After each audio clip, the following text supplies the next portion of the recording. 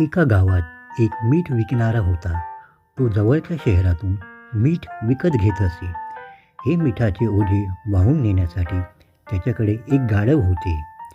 शहरात पोचण्यासाठी अनेक ओढे पार करायचे होते. एके दिवशी तो विक्रेता आपली खरेदी करून परत येत होता. गाढवावर मिठाच्या पिशव्या भरलेल्या होत्या. तो एक ओढा ओलांडत असताना चुकून गाढव घसरून ओढ्यात पडले. बरेच मीठ पाण्यात विरघळले. गाढव उठल्यावर ओझे एकदम हलके वाटू लागले. त्या दिवसापासून जेव्हा जेव्हा तो विक्रेता मिठाची खरेदी करून शहरातून परत येत असे, तेव्हा तेव्हा तो गाढव एका किंवा दुसऱ्या ओढ्यावरून अर्ध्या वाटेत कोसळू लागे. विक्रेत्याला संशय झाला.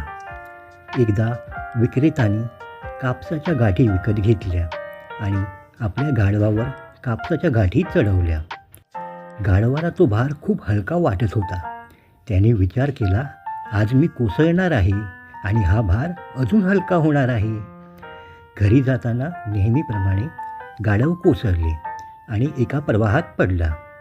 पण अरे रे, गाढवाने उठण्याचा प्रयत्न केला असताना भाराने गाढवाला खाली खेचून घेतले. कापसाने पाणी शोषून घेतले होते आणि जड झाले होते. गाढवाला उठून चालायला लागावे म्हणून विक्रेत्याने जोरदार फटके दिले. तेव्हापासून ओढे ओलांडताना गाढव कधीही गडगडले नाही. बोध: आळस केल्याने नेहमी आपलाच नुकसान होतो. अशा छान छान गोष्टी ऐकण्यासाठी चॅनलला सबस्क्राईब करावे.